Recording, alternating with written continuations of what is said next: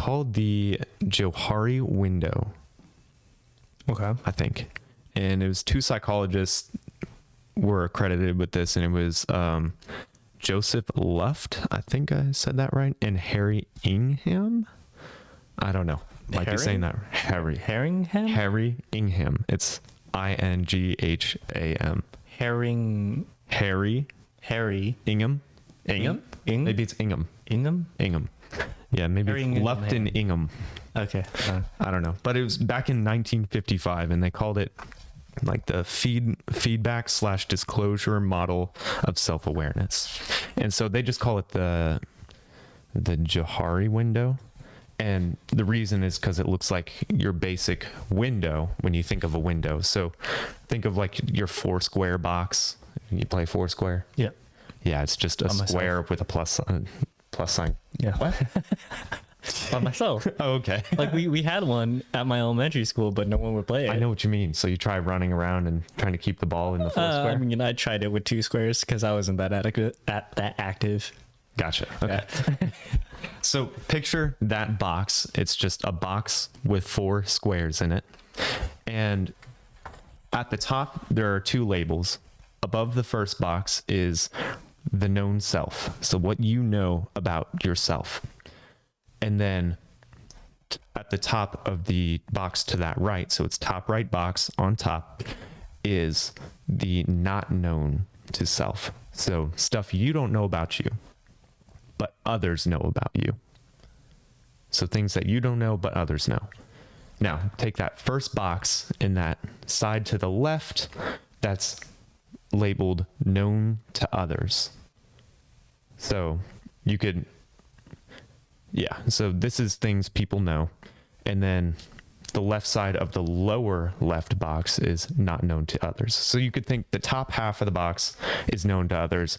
The bottom half of the box is not known to the others, or not known to others. The left half of the box is known to self. The right half of the box is not known to self. All right. Well, that being said, We might put a picture in. if you don't understand, I would highly suggest you just look it up, Johari window. because even if you were listening to this on Spotify, there'd still be no visuals. Yeah. So please, okay. look it up.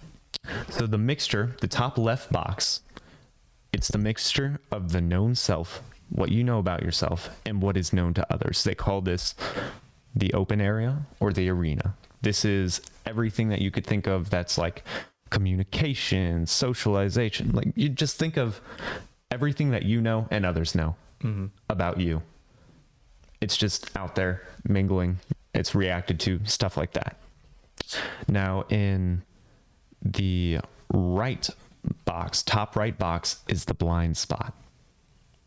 That is what you don't know about yourself, but also what others know about you. So you could think, maybe you just have this weird habit and you just don't know about it and everyone's really annoyed by it. And you're like, why are people annoyed? It might be in that blind spot. Okay, and then the bottom left box is the mixture of the known to self, so what you know, but not known to others. This is called the hidden area or facade. So this is what you know, but nobody else knows. This is stuff you keep hidden, information you haven't shared or aren't keen on sharing. Maybe you don't even want to share it to begin with.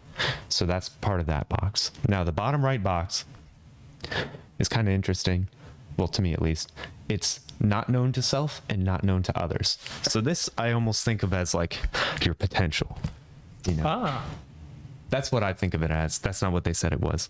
But just things that nobody knows. It could be there, but you don't know. These are things that are usually discovered. It's like those hero films or cartoons where they're just an average person. Yeah, didn't know you had it in you. I didn't know either. One day they're just like, oh, you got super strength now. Yeah. There you go. And so they were saying that a lot of the effort is to minimize the other boxes generally, not, because you want some anonymity. I can't do it. I'm sounding like Nemo, but you want to be anonymous with some things.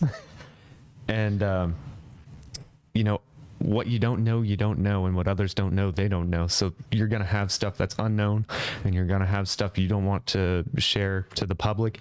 I don't know if you would want something in your blind spot. Maybe if you want to be ignorant, because I hear that's bliss, but I feel like trying to, you know, actively bring that to the open is a smarter thing to do so you could handle that. Yeah. So generally, you want to open up, you want to enlarge the arena or the open area. And so to do that, you would have to minimize your blind spot. And so how would you do that? How would you minimize your blind spot between what you know and what you don't know and what others know? These are really tough questions. It's not that hard. It's actually easier than you think. If you don't know something, somebody does, or they interpret something. Yeah, that's another thing about blind spot. It's also what they interpret about you. Okay. So it could be wrong. But if you want to know what somebody thinks about you, what do? Ask? I don't know. There's one perfect thing. You communicate. Stalk them? Yeah. Ugh. No, you could look at their behavior for indicators, but you could also ask. You guys could talk about it. Be like, man, you are so annoyed at me right now. What is it? Oh, you keep tapping your pencil every time, you know, I say this word. Oh, I didn't even realize. Let me, I'll stop that. And now you're aware of it. It brings it, that's that self-awareness. It brings it into the arena. And so now you know, and then you could either continually do it just to piss them off, or you can stop. So that sort of thing. So minimize blind spot by, you know, outside indicators. I mean, self-reflection, and also just communicating with people. You know, yeah, that's really it. And then the hidden area, what you know, but nobody else does. That's something. Some things I keep to myself, just for personal like enjoyment. Your deepest, darkest secret. That too, but also just in general, I don't always want to share everything with everyone. I want some things to myself, just for me. So that'll stay in there. But maybe you shouldn't be hiding everything or being so closed. Mm-hmm. So how would you bring things into the arena? I guess, I don't know, just being more comfortable with yourself. Yeah. Conversation, sharing personal things when appropriate, of course. Yeah. Nobody likes when somebody just starts babbling and they're like, oh my God, I didn't sign up for this. But yeah. And then the last part is the unknown for everyone. How would you minimize the unknown? How would you bring the unknown into the arena? I feel like you really can't unless you just kind of stumble upon it. But how would one stumble upon the unknown? Beats me. It beats you? The unknown beats you? God. That makes sense, and it beats everyone, honestly. Yeah. But it would be interacting with things, because as you interact, you gain data about yourself as well. Mm-hmm. So that could be talking with people, being in different environments. How do you know what you're capable of in a stressful environment if you're never in a stressful environment? You don't. How can you work on things if you don't know? So you might have to put yourself in a slightly stressful environment to know those things. Oh, that makes sense. Okay. So put yourself in different situations. It doesn't have to be stressful. It could be happy, sad, just anything. Just, I guess, enjoy life, experience it. It's more of just putting yourself in a more uncomfortable position. I feel like you don't have to be uncomfortable, though. You don't have to be, but it will definitely... Different, I want to say. Yeah. Like the spice of life, right? Oh. So, I mean, that's how you bring it to the unknown. You talk to a lot of people because they got different perspectives, and then you could bring the unknown into the known. And it doesn't have to be talking about you, because you can just get things from people and self-reflect. So it's kind of really cool stuff, and it's a little strange because you do have to find out right proportions of these things. I mean, you got to be secure in yourself. And maybe you don't want to share everything about your life. You don't want to bring everything into the arena. so you can keep things hidden. But I certainly would want to minimize blind spots. But maybe in efforts to do that, I give up a lot of things that make me feel like self-actualization, that make me feel like a human being or a person.